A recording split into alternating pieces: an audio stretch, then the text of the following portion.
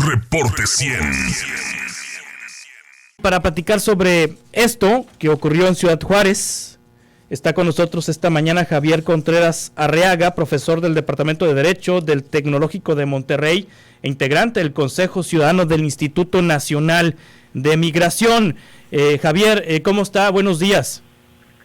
Pues creo que estos no son muy buenos días para nuestro país, ¿verdad? No son muy buenos días para los derechos humanos, pero lo que sí estoy es muy agradecido de que podamos tener esta oportunidad de esclarecer cosas, de contrastar las opiniones que da nuestro presidente en la mañanera y de informar a la ciudadanía de lo que está pasando. ¿Qué hicimos mal en México? ¿Qué hemos hecho mal en México para que ocurra una tragedia como esta en donde 38 migrantes mueren calcinados?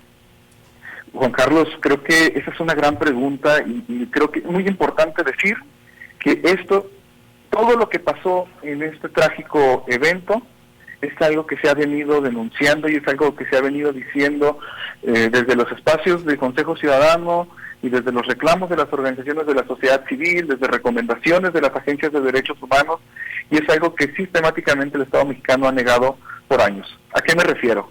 Estamos hablando de espacios que hacinan a las personas, que los tienen en una detención que excede lo que constitucionalmente debe de ser una retención de una persona de manera administrativa.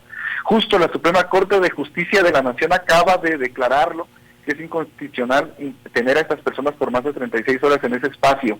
Las autoridades le llaman a estos lugares estaciones migratorias porque así lo dice la ley de migración, pero en realidad lo que tenemos son centros de detención, son cárceles, son peores que cárceles. De hecho, tenemos organizaciones de la sociedad civil que han pedido que por lo menos los estándares que se tienen en las prisiones fueran seguidos en estos lugares tan crueles y tan inhumanos. Imagínate lo bajo que hemos caído, un lugar que debería ser una estancia provisional solo para revisar que tus documentos estén en orden, están peor que una cárcel. ¿Qué otras cosas ya sabíamos? Esto que dice de que tienen un contrato con empresas externas de seguridad, ya lo sabían las organizaciones, se ha estado haciendo este reclamo, no puede quedar en manos de una empresa subcontratada un tema tan importante como lo es la seguridad y resguardo de personas extranjeras que son altamente vulnerables. Lo que se ve en ese video es la conclusión o este concatenado de un montón de denuncias ciudadanas que se habían estado trabajando. Incluso el año pasado, desde el año antepasado, Inmigración empezó a tratar de contrarrestar ese discurso con una supuesta certificación de la que ahorita no están hablando, claro que no la van a hablar, pero fueron a certificar cada una de sus estaciones migratorias, obviamente no por ninguna instancia especializada ni acreditada, sino por ellos mismos, ellos solitos se ponían el sello para decir que eran espacios acreditados y dignos. ¿Tú crees? Lo que estamos viendo ahora nos demuestra, ¿no?, que realmente es una política, la política migratoria es una política de contención, de deshumanización y la verdad de simulación. Sí, guardias de seguridad de alguna empresa privada que seguramente les pagan el mínimo, seguramente les pagan el mínimo y que seguramente tampoco tienen la preparación como para afrontar una circunstancia como la que vimos en Ciudad Juárez, Javier. Totalmente, y esa es una denuncia que se había hecho. Sí. Esto rompe completamente con los estándares a la detención, y bueno, y si hablamos de estándares a la detención, creo que este es el momento adecuado de decirlo. El estándar internacional al que está sujeto México es que la detención migratoria es la última alternativa, y esta ha sido la primera de las acciones que hace siempre tanto el Instituto Nacional de Migración como la Guardia Nacional. Entonces creo que este es el momento de decir, si la detención va a ser la última alternativa, no tendríamos que tener tantas estaciones migratorias, sobre todo si están en estas condiciones. Sí. Y deberíamos de pedir que se cierren esas estaciones migratorias hasta que no se garantice que van a ser lo que deberían de ser. Sí, nos quejábamos de Joe Arpaio, ¿te acuerdas de este agente, claro, este sheriff del condado de Maricopa, Arizona, que se identificaba a sí mismo como el sheriff más implacable de los Estados Unidos y que tenía una postura pública contra la migración, una postura muy radical y que hacía centros de detención y demás? Esto yo creo que no le hubiera pasado ni a Joe Arpaio, ¿no? Lo que pasa es que estamos viendo en estas imágenes, en este video, en esta tragedia, estamos viendo la parte más cruel de la política migratoria de los Estados Unidos y de México, sí, coexistiendo, ¿no? Confabulándose contra un grupo de personas. Entonces sí, creo que esto es todavía más grave, ¿no? Porque es lo peor de dos países en un solo espacio. Sí, aquí en Hermosillo hay una estación migratoria como la de Ciudad Juárez. También hay una estación migratoria, hay una oficina de representación también. Sí. La migración ha diversificado sus espacios de detención, ¿no? Porque ahora con la reforma de niñez migrante, donde no puedes tener en un centro de detención, ya les voy a llamar así, ya no les voy a llamar estaciones migratorias para ver si así entendemos lo que tenemos, pero habilitaron incluso unos espacios de estancia provisional para familias con niños migrantes y de todas maneras ahí los tienen retenidos.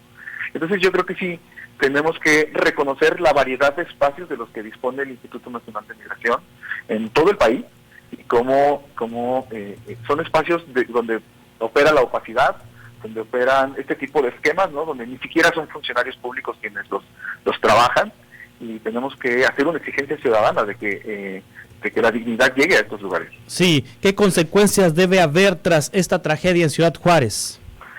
Mira, por mucho menos, ¿no? Por mucho menos deberíamos de esperar que haya sanciones fuertes y claras hacia los encargados de esta estación migratoria en primer lugar, ¿no?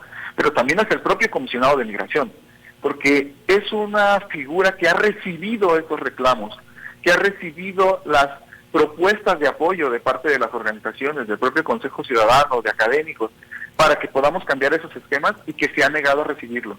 La verdad es que hay una dimensión también de política, ¿no? De una necesidad de que cambie el rumbo que hemos estado viendo, ¿no? Que hacia donde nos ha llevado esta administración. Creo que lo que menos nos sirve, y también quiero aprovechar el espacio para decirlo, es caer en este juego del presidente y del secretario de Gobernación y del canciller, de que a quién le corresponde. A ver, esta es una responsabilidad del Estado, y le toca al presidente y le toca al secretario de Gobernación, le toca en gran medida al comisionado de migración, y también le toca al canciller, porque todos ellos están denunciados como autoridades migratorias en la ley de migración. Sí, ayer que escuché al secretario de Gobernación en un noticiero de radio decir, habrá quienes me digan, ¿y por qué el secretario de Gobernación quiere hablar sobre el tema si a él no le corresponde operar el sistema migratorio? Aunque formalmente es la SEGOP, para efectos administrativos hay un acuerdo al interior del gobierno, y es Marcelo, el secretario de Relaciones Exteriores, quien se encarga del tema migratorio.